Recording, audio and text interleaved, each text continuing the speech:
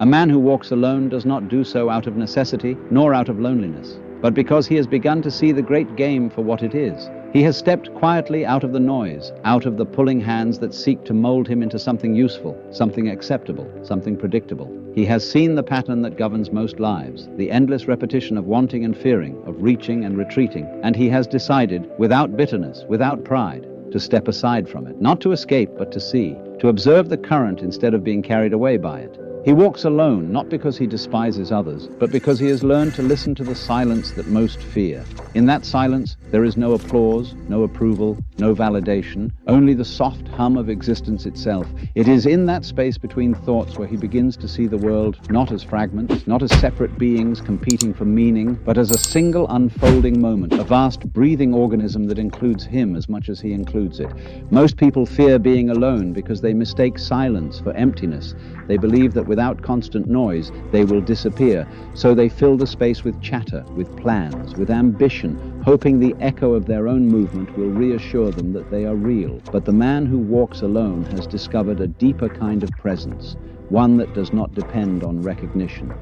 He no longer fears the silence because he has met himself within it, and he has found that what he feared was not the silence, but his own reflection in it. When he first steps away, the world calls after him, voices rising with concern, with confusion, with judgment. They ask him where he is going, what he seeks, why he leaves. But he does not leave for a reason that can be explained. His journey is not a rebellion, nor a pilgrimage, but a return. A return to what has always been here, beneath the noise, beneath the names. He is not rejecting the world, only the distortion through which most people see it. And here lies the paradox. The more he embraces solitude, the less alone he becomes. For in silence, he begins to feel the pulse of all things, the whisper of wind weaving through the grass, the patient rhythm of the sea against the shore, the quiet heartbeat of the earth beneath his feet. He realizes that solitude is not separation, but connection in its purest form. When he stops trying to belong, he discovers he already does. He sees how the trees stand without envy, how the rivers flow without hesitation, how the stars shine without asking to be seen. They do not strive to be more than what they are. They simply are. And in that being, they express a harmony that no effort could produce. The man who walks alone begins to sense that same stillness within himself, the same effortless presence that does not need to prove its worth. He is not a recluse nor a wanderer in the sense the world imagines. He has not renounced the world. He has simply ceased to cling to it. He moves among people as one might move through a forest, seeing, listening, understanding, but not lost in the branches. He participates without possession. He observes without judgment. He belongs without attachment. Most men are terrified of being alone because in solitude, the masks begin to fall. In the stillness, the mind grows loud. The memories, the doubts, the unhealed wounds, all rise to the surface, demanding to be seen. But the man who walks alone does not resist them. He lets them pass like clouds across an open sky, knowing that what he truly is cannot be disturbed by what appears within him. There is a strange kind of freedom in this, an unspoken power that does not come from dominance, but from surrender. He no longer strives to control the flow of life, for he sees that the river flows with or without his effort. And in trusting it, he discovers that he, too, is the river. He walks without hurry, without destination, because he understands that every step is the journey itself. There is nowhere to arrive, no finish line to cross, no final revelation waiting at the end of the road. The meaning is in the movement, in the rhythm of breath and dust, in the quiet unfolding of each moment. The man who walks alone does not seek to be understood, for he knows that what he has seen cannot be translated into words. He does not try to convince, nor does he wish to be followed. He simply moves, steady and unshaken, guided not by ambition but by awareness. He has learned that solitude is not a punishment, but a mirror. In its reflection, he sees not who he should be, but who he has always been. The noise of the world once blurred that image, made it seem distant and unfamiliar. But now, as the noise fades, he recognizes himself again. Not as a name, not as a role, but as a simple presence. He no longer measures life by achievement or recognition. He no longer seeks to hold what cannot be held. Instead, he lets life flow through him as wind through leaves, touching, shaping, but never binding. And in that gentle release, he finds what most spend their lives searching for: peace. For the man who walks alone has not abandoned the world. He has only stopped trying to own it. He does not escape reality. He surrenders to it. And in that surrender, he discovers that what he once called solitude is not emptiness at all, but fullness, fullness of being, fullness of silence, fullness of everything that is. He walks and the road unfolds. He breathes and the world breathes with him. He does not know where the path leads, but he no longer needs to know. For wherever he is home. And in that realization, the man who walks alone has already arrived. The man who walks alone soon discovers that solitude is not a destination, but a landscape that keeps unfolding. At first, it seems quiet, even empty. But the more he walks, the more he notices its subtle life, the hidden movements beneath stillness, the delicate murmurs of existence that only silence can reveal. He begins to realize that the world has never been silent. It was only that he could not hear it through the constant roar of thought and expectation. He learns that solitude sharpens perception.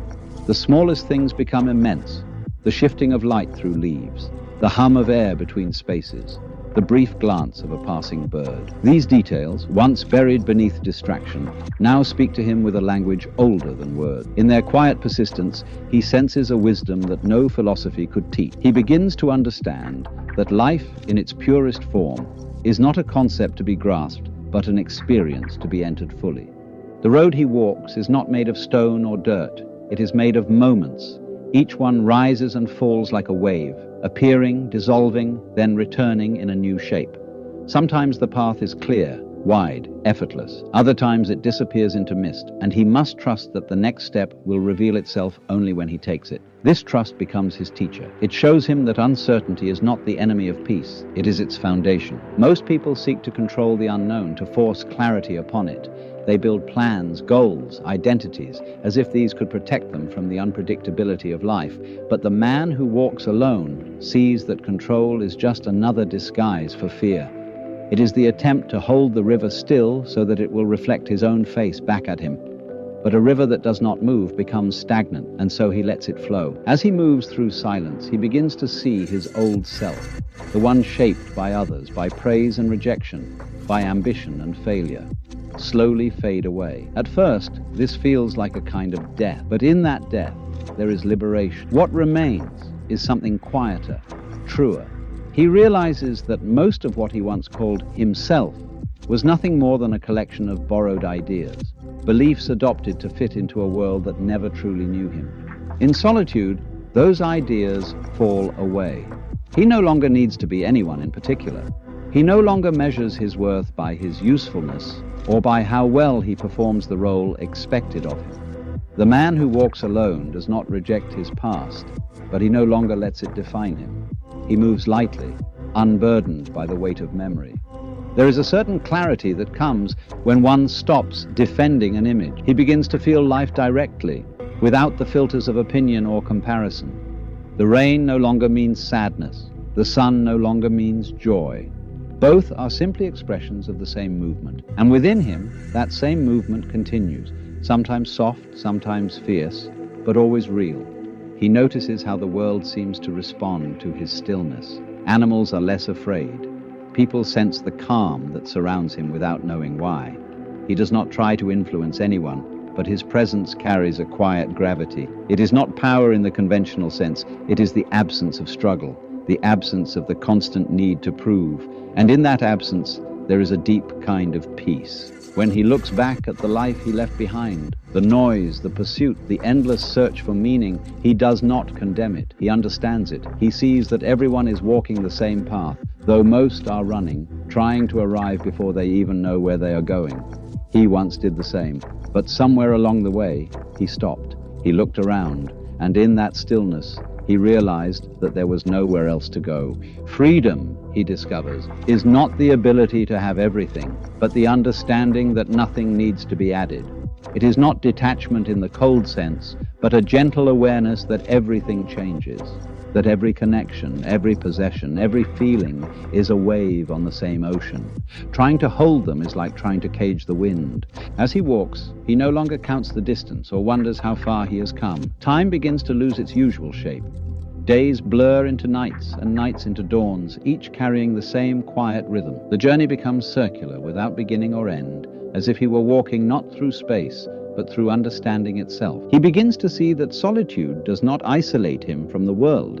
It dissolves the illusion that there was ever a boundary between him and everything else.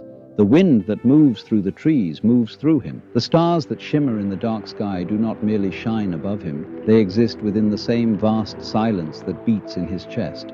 He walks not to find answers, but to stop needing them. And in that surrender, he finds something greater than certainty.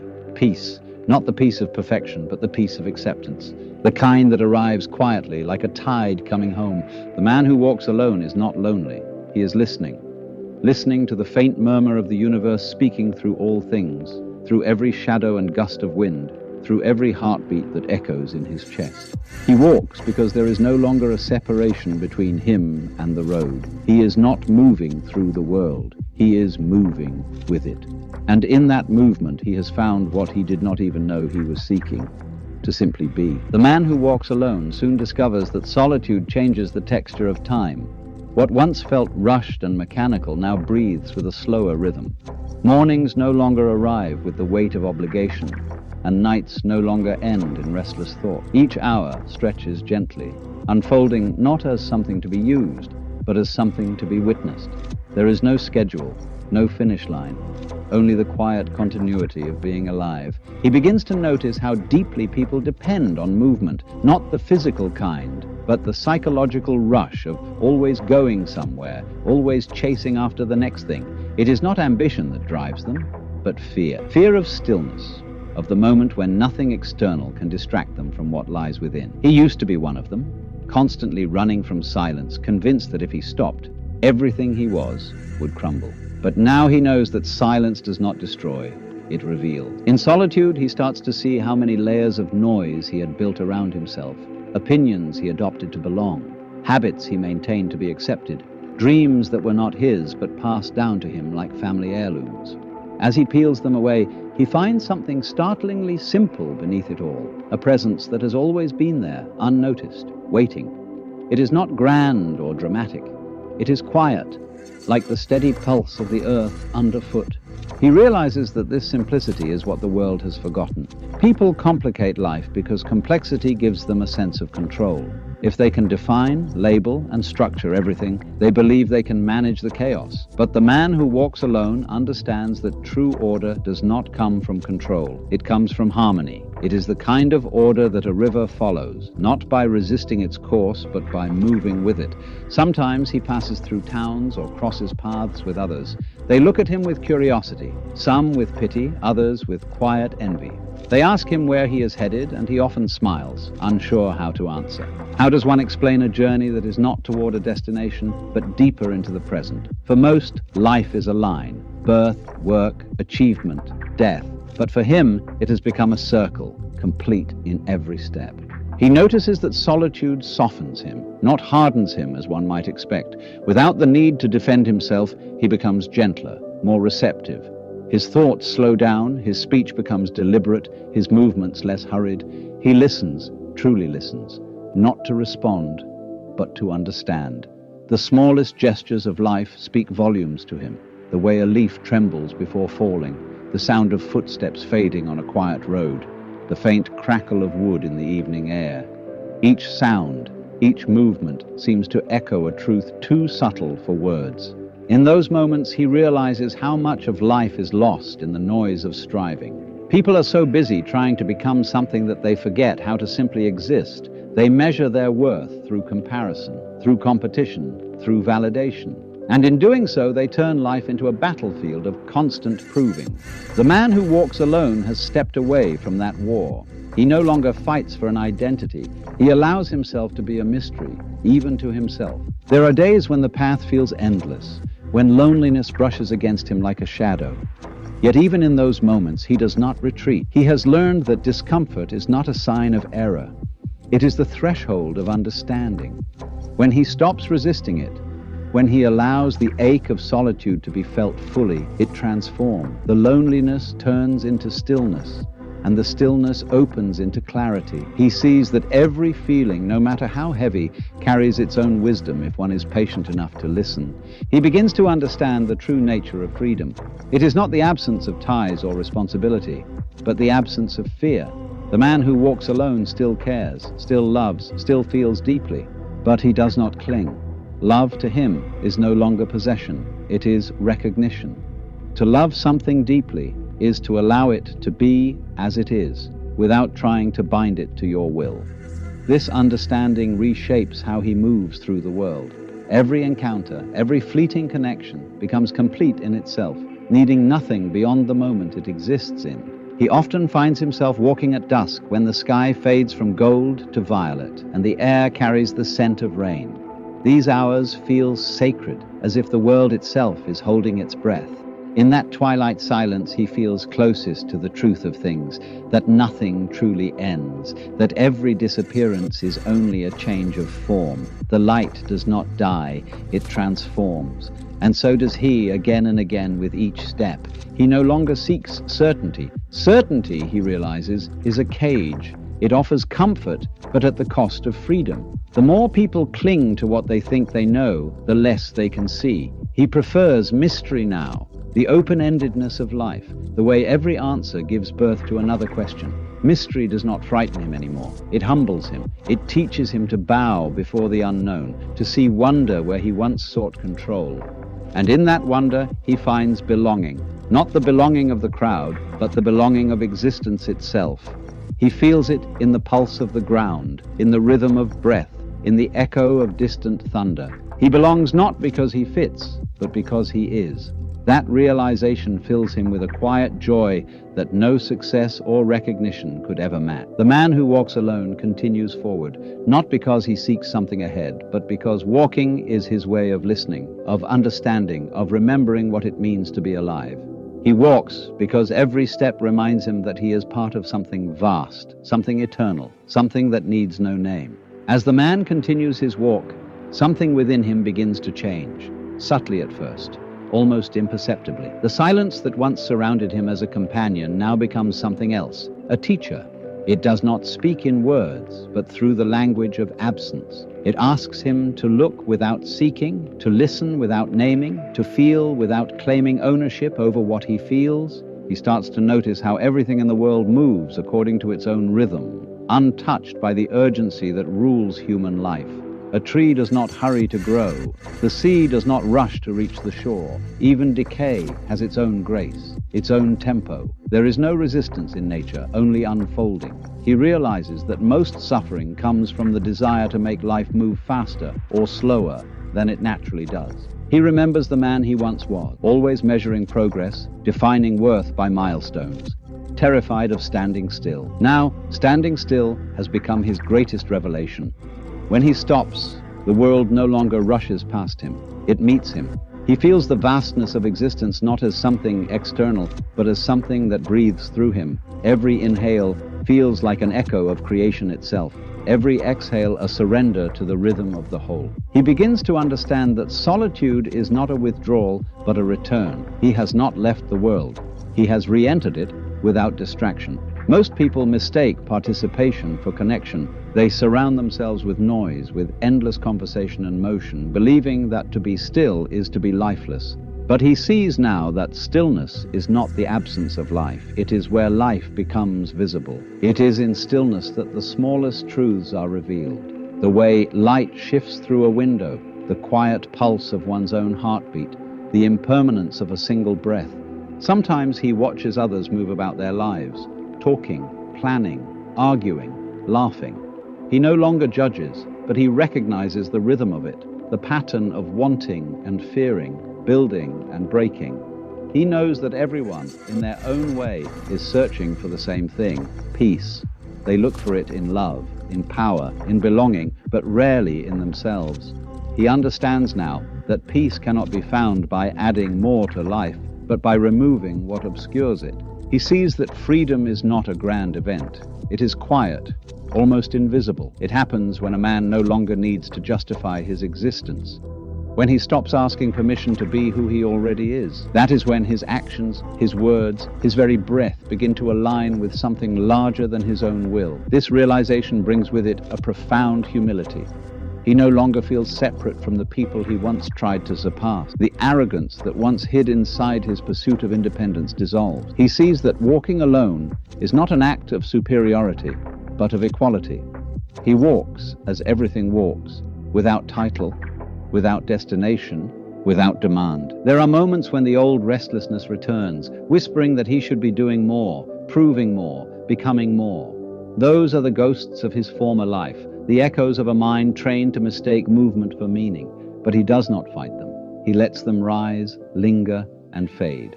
He has learned that resistance only strengthens illusion. What is accepted passes through effortlessly. He finds that solitude is not isolation from the world, it is intimacy with it. He begins to sense a connection so subtle it cannot be explained, only felt. When he looks at a mountain, he feels its stillness in his bone. When he hears the wind, it is as though it moves through him rather than around him. He realizes that separation was never real. It was only a habit of perception. The boundaries between self and world dissolve like mist in morning light. He has also begun to see that truth is not a conclusion, but an atmosphere. It does not appear as a single revelation, but as a clarity that quietly infuses everything. Truth is what remains when nothing more can be taken away. It is not something found, it is something uncovered, like the light beneath dust. The man who walks alone does not need to explain his journey anymore, not even to himself. Explanations belong to the world of comparison, where meaning is traded like currency. He is no longer part of that economy. He does not measure experiences as success or failure, gain or loss. He simply witnesses their rise and fall like the tide's eternal breathing. On some days, the sky opens wide and blue, and he feels weightless, as though the entire world moves within him. On others, the clouds hang low, and everything feels heavy, even his steps. But both are the same to him now, expressions of one vast life. He does not cling to the clear days, nor does he reject the storms. He understands that both belong to the same sky. As he walks, he begins to feel gratitude, not the kind that requires reason, but a quiet appreciation for the simple fact of existing. He is grateful for the silence that once frightened him, for it has become his guide. He is grateful for the uncertainty, because it taught him to trust. And he is grateful for the solitude, because it revealed to him that he was never truly alone. And perhaps this is the greatest secret of all, that the man who walks alone has not found something new, but remembered something forgotten, that beneath the noise, beneath the striving and the masks, there has always been this still living presence. It does not demand attention, it does not boast, it simply is. So he keeps walking, not away from the world, but deeper into it. Each step dissolves another illusion, another boundary, until there is nothing left to separate him from the road beneath his feet. He no longer walks through the world, he walks as it. And in that seamless union, the journey and the traveler become one. There comes a moment, as the man walks further into solitude, when he realizes that the silence he once welcomed now begins to reveal its sharper edges. It is not always kind. Silence can be like a mirror that shows everything one has tried not to see. Old memories rise like dust disturbed by light. The mistakes, the regrets, the things said in anger, the times he betrayed his own nature just to belong. In the stillness, there is no place to hide from them. They come without mercy, yet without intention to harm. They simply appear, as truth always does, when there is no longer noise to keep it buried. For a while, this revelation unsettles him. He wonders if he has made a mistake, if perhaps solitude is not liberation, but exile. He feels the temptation to turn back, to return to the comfort of distraction, to drown these echoes beneath the weight of other voices. But something within him knows that to flee would be to undo everything the road has taught him. And so he stays, he listens, and little by little, the pain loses its sharp. The memories, once heavy, begin to dissolve into understanding. He learns that forgiveness is not an act of will, nor a declaration of virtue. It is a natural consequence of seeing clearly. When he looks at his past self, he no longer sees failure. He sees someone trying, someone learning, someone lost in the same confusion that blinds most of the world. He realizes that all cruelty, all greed, all error come from the same root, forgetfulness, the forgetting of what we are. When a man forgets that he is part of the whole, he begins to grasp and fight and hurt. To remember is to forgive, because one sees that there was never truly a separation to begin with. The silence continues to teach him in ways that words never could. He discovers that wisdom does not come from collecting ideas, but from the quiet erosion of certainty. Every conclusion he once held dear begins to crumble, and in its place grows something simpler, a kind of direct knowing, not of facts, but of present. He no longer needs to define what life is. He feels it moving through him. He also learns that solitude does not mean absence of relationship. It transforms it. When he meets others now, he sees them not as roles or reflections, but as beings caught in the same vast mystery. He listens without agenda, without the urge to reply or correct. Sometimes he says nothing at all, and in that space something genuine passes between them, a recognition, silent but undeniable, of shared existence. He notices how rare this kind of connection is in the world. Most conversations, he realizes, are transactions, exchanges of validation, of reassurance, of subtle manipulation. People rarely speak to understand. They speak to maintain their identity. But when one stops needing to be someone, dialogue becomes communion. He finds himself speaking less, yet saying more. And often, silence says everything. His days become simpler. He rises with the light, walks until the body asks for rest, eats when hunger comes, sleeps when tiredness settles in. There is no drama, no resistance. Even discomfort has lost its hostility.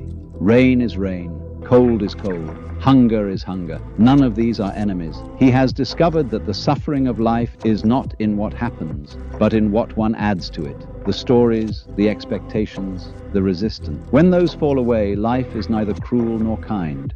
It simply is, and that, he finds, is enough. There are moments when he catches himself smiling without reason, not the forced smile of politeness, but the spontaneous kind that rises from recognition, the recognition that to exist at all is miraculous. The wind brushing his face, the sound of leaves scattering underfoot, the warmth of sun after a long night, all of it feels like a quiet celebration. He no longer needs purpose in the way he once did. The word itself has lost meaning. Purpose had always implied an end, a direction, a point beyond the present.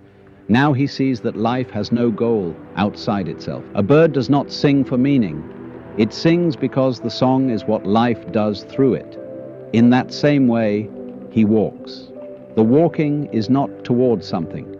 It is the expression of life through him. Sometimes, when dusk falls, he sits and watches the horizon fade. He wonders how much of what people call growth is just the slow process of unlearning, the peeling away of everything false until only the essential remains. He thinks of how much energy humans waste trying to hold the unholdable, how they chase permanence in a world made of change. He too once did, but now he finds beauty in impermanence. It no longer feels like loss, it feels like rhythm. He begins to understand that everything he once feared, loneliness, uncertainty, death, were not enemies, but invitation. Loneliness was the call to meet himself.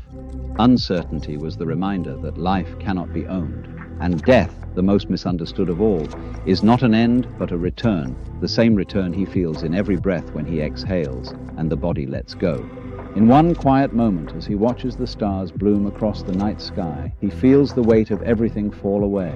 The past, the future, even the sense of I. There is only awareness, vast and silent. He is not thinking about the stars. He is the same stillness from which they shine. He realizes then that the journey has never been about walking away from the world, but about walking out of the illusion of being separate from it. And as he rises to continue on, he does not think of how far he has come or how far he must go.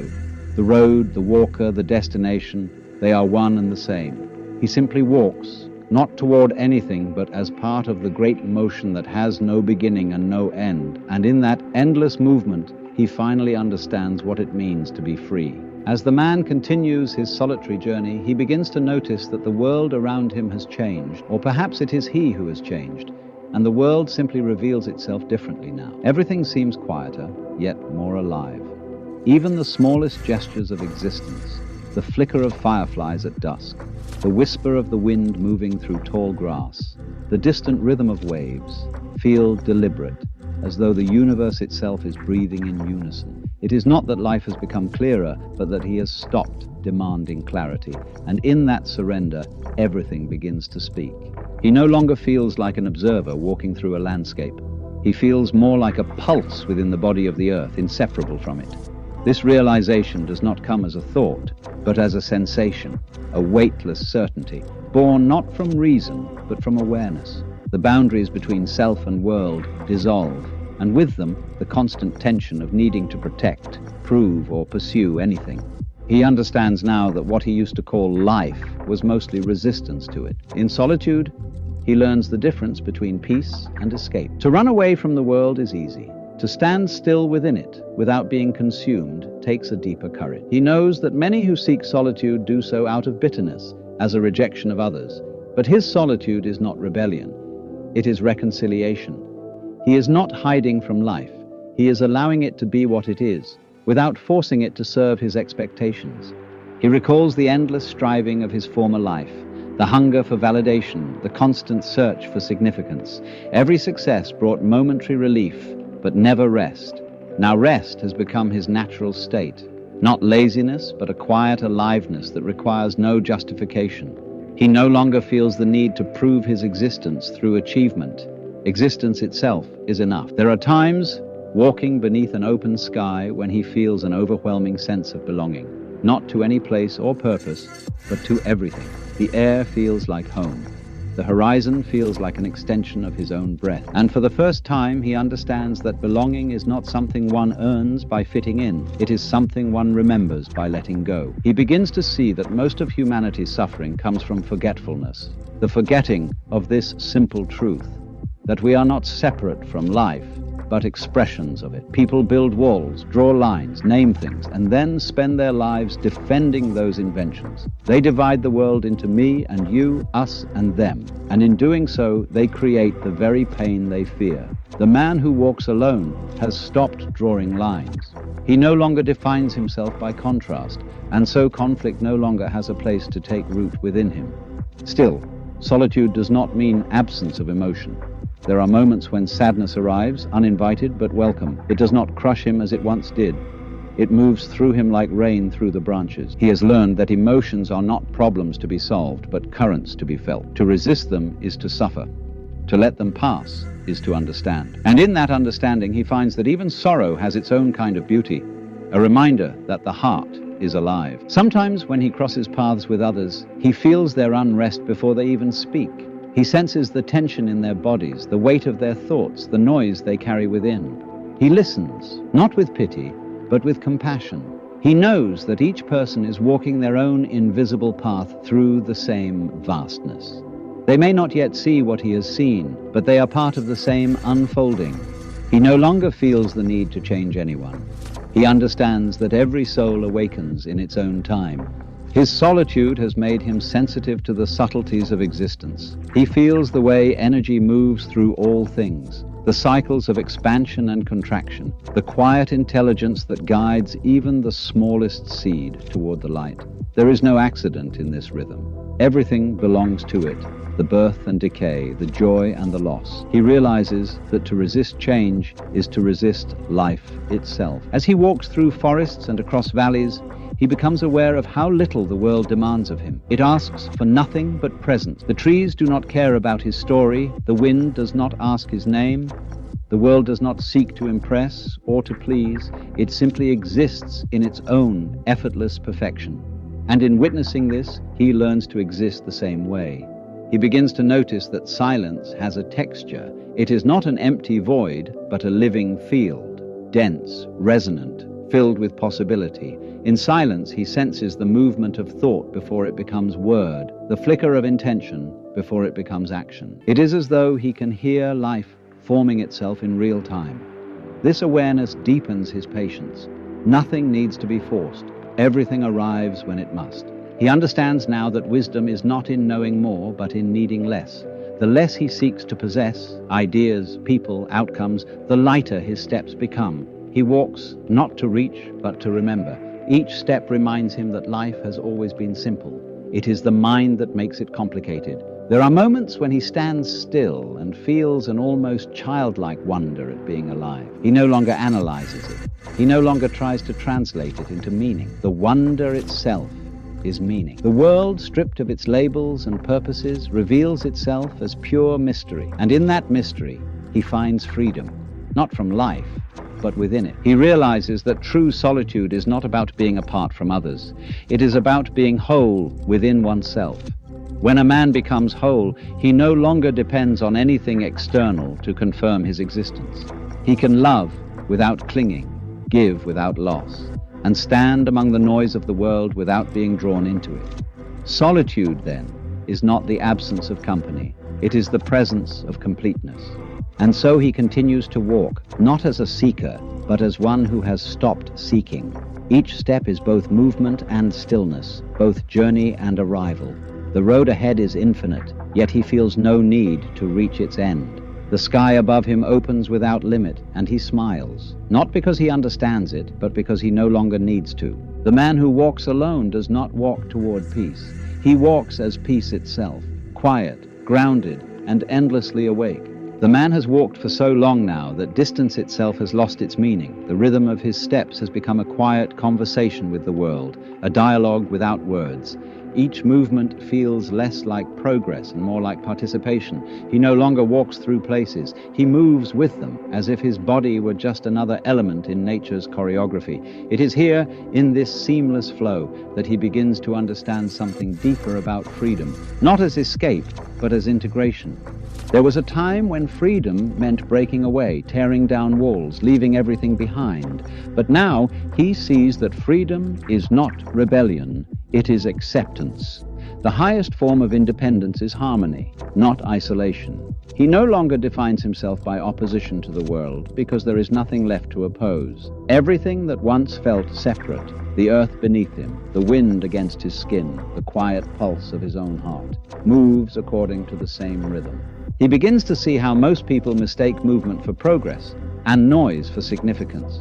The world, he realizes, is obsessed with urgency, always measuring, comparing, rushing towards something undefined. People call it purpose, ambition, productivity.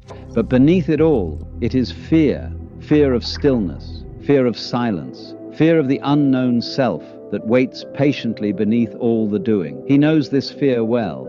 It once drove him too. But somewhere along the road, he stopped running from it and allowed it to speak. What it told him was simple. There is nothing to become. Everything that matters is already here. From that moment on, the chase ended. And with it, so did the exhaustion that comes from trying to control the uncontrollable. Now he moves with a kind of quiet confidence, not the confidence of certainty, but of trust. Trust in the unfolding of life, in the intelligence of things as they are. Sometimes, as he walks through unfamiliar lands, he observes the people who cross his path.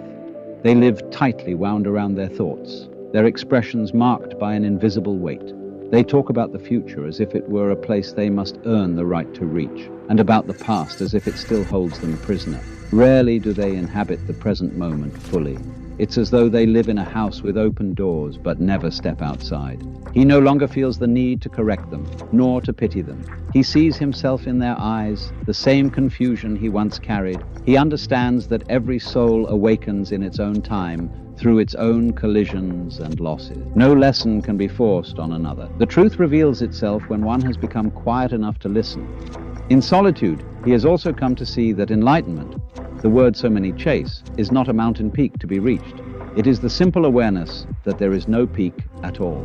There is only the climb, the breath, the wind. The idea of enlightenment dissolves once the seeking mind dissolves. For when there is no seeker, what remains is what has always been, this vast, unnameable present. He reflects on the strange paradox of the world, how people crave connection, yet fear exposure, how they cling to identities that imprison them, mistaking armor for authenticity. He has learned that to be truly alive, one must be willing to be vulnerable, to stand before life without defense, to let experience pass through without resistance. This openness, once terrifying, has become his strength. To be undefended is to be untouchable, not because nothing can reach you, but because everything can. The seasons change around him. but he no longer marks them by calendars or expectations. Time has softened. It no longer feels like a line, but like a circle, an eternal returning. Every dawn feels like the first, every night like a completion. He sees that beginnings and endings are only different names for the same motion. Even death, he suspects, is not an end, but another turn in the same infinite rhythm. The man has stopped asking questions that demand answers. Instead, he asks questions that deepen his silence. What is this breath? What is this seeing? What is this life that moves through me? These questions do not lead to conclusions, but to wonder. And wonder, he realizes, is the purest form of prayer, the kind that asks for nothing, yet receives everything. There are moments, rare but profound, when he feels as though the boundary between observer and observed completely disappears. In those moments, there is no he walking, no world being walked through, only motion, pure and unbroken. It is impossible to describe, yet unmistakable when it happens. The mind tries to label it peace, enlightenment, union, but those words are only shadows of what truly occurs. And yet, he knows this state is not something to hold on to. The moment one tries to keep it, it vanishes. So he lets it come and go as naturally as breath. There is no need to preserve what cannot be lost. Sometimes, when night falls and the stars unfold like a slow exhale across the dark, he sits and thinks about how simple everything really is. He wonders how the world became so afraid of simplicity. We've built entire civilizations upon the illusion that complexity means importance, that busyness means life. But the stars do nothing. They simply shine, and that is enough. He has learned to see himself the same way. There is nothing to add, nothing to improve, nothing to fix. His value is not in what he does, but in what he is. The discovery is both humbling and liberating. That being alive in itself is the ultimate act of participation in the universe. He knows now that peace does not arrive with the end of struggle. Peace appears the moment one stops struggling against what is. It is not something gained through control, but something revealed through surrender. And so, he surrenders, not in defeat, but in recognition that he was never separate from the flow he once tried to master. He walks on, not as a pilgrim seeking a sacred place, but as a living expression of the sacred itself. The earth beneath him, the wind before him, the stars above, they are not destinations or symbols. They are his reflection, his reminder, his companions. And if you were to see him from afar, you would not know he had found anything extraordinary. His walk is slow, ordinary, unremarkable. But in that simplicity lies a vastness few ever touch. For the man who walks alone no longer needs the world to see him. He has finally learned to see himself in all things. As the man walks deeper into his journey, the world around him grows quieter, not because it has changed, but because his need to interpret it has faded. He no longer filters every sight and sound through meaning. The song of the wind no longer asks to be understood. It simply moves through him, and he lets it. The road ahead holds no promise of revelation, no hidden secret waiting to be uncovered, and yet every step feels sacred. There is a serenity in this simplicity, a weightless clarity that no achievement could ever provide. He begins to see that all of existence moves with a kind of effortless intelligence. Rivers bend precisely where they must. Trees stretch exactly as far as light allows. Clouds form and dissolve without a plan. The world is spontaneous but never chaotic. Its perfection lies in its unpredictability.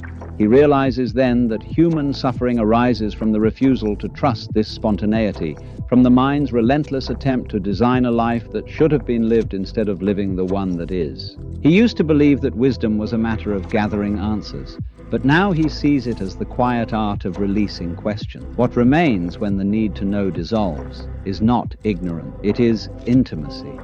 Without judgment, without analysis, he feels closer to life than ever before.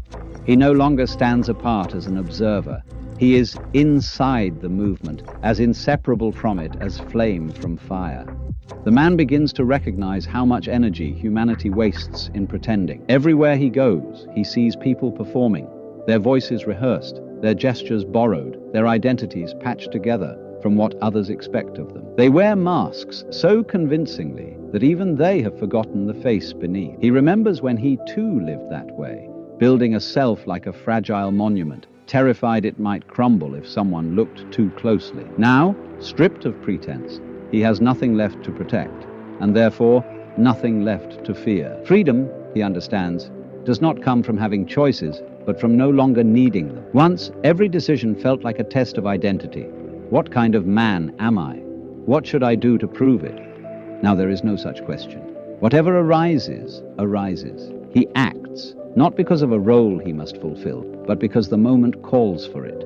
The simplicity of this is disarming. He does not analyze his every move, nor does he project meaning onto it. When hunger appears, he eats. When fatigue comes, he rests. When compassion stirs, he acts.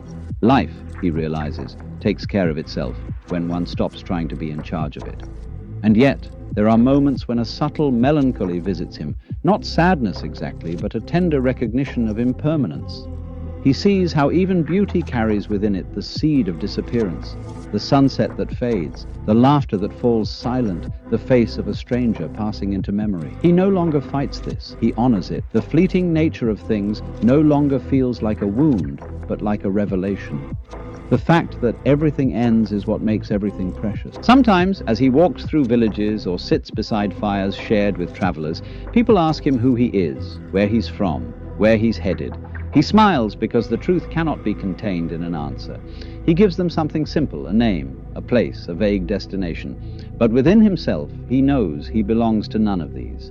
His identity has become fluid, like the air passing through the world, touching everything but claiming nothing. He finds it fascinating how desperately people cling to their names, their histories, their titles, as if those fragile stories could preserve them from vanishing. They spend their lives polishing an image that time will inevitably erase. The man no longer fears that erasure. To be forgotten is not tragedy, it is return. He sees now that memory itself is an illusion, a fragile bridge between moments that were never separate to begin with. When the need to be remembered dies, what remains is peace. His relationship with time has softened too. The past no longer weighs on him. The future no longer pulls. Both exist as ripples in the same pond, appearing and fading within the vastness of now. He does not live in the present as an idea. He is the present, indivisible from it. Every breath feels like the first and the last, complete in itself. At times he encounters those who mistake his stillness for detachment. They assume he feels nothing, that his calm is indifference. But they are wrong. He feels everything now, more deeply than he ever did before. What has changed is not the feeling, but the need to possess it. Joy does not have to be held, nor sorrow resisted. Both are waves rising and falling within the same ocean. The man begins to understand that love, too, has been misunderstood. Love is not attachment, not possession, not the merging of two incomplete beings seeking wholeness in each other. True love, he sees, is seeing clearly, recognizing the same life shining through another form. It asks for nothing, it promises nothing, yet it gives everything. He has loved and lost, and now he knows that loss does not cancel love. It completes it. Each day, as the road stretches before him, he feels lighter. Not because life has become easier, but because he no longer drags himself behind it. He has stopped demanding permanence from a world that is always in motion. This surrender does not make him passive. It makes him alive in a way he never knew possible. His mind has grown quiet enough to let existence speak for itself. And in its voice, he hears no command, no instruction, only invitation. When storms come, he does not seek shelter immediately. He stands beneath the rain and lets it soak through him. When night falls without stars, he does not wish for dawn. He learns to see the beauty in darkness itself. He understands now that to resist reality is to reject the only place life ever happens. The world does not owe him comfort. It offers truth. And truth, though often silent, is always kind. There are moments when he wonders if he has truly changed, or if he has simply remembered something forgotten long ago. He suspects it is the latter. Beneath all the noise, beneath the ambition and fear, this stillness was always there, waiting. Perhaps everyone carries it, this secret center of calm, unnoticed because they are too busy looking outward. The man who walks alone no longer seeks to find meaning in the road ahead. Meaning is not hidden in the horizon. It is woven into each step, each breath, each quiet pause between heartbeat. The more he lets go, the more complete he becomes. And so, he keeps walking. Not as an act of purpose, not as a pursuit of wisdom, but as a simple expression of life moving through him. The wind carries him forward, the earth supports him, The sky unfolds above him, and somewhere between those infinite spaces, he realizes that he has never been walking alone at all.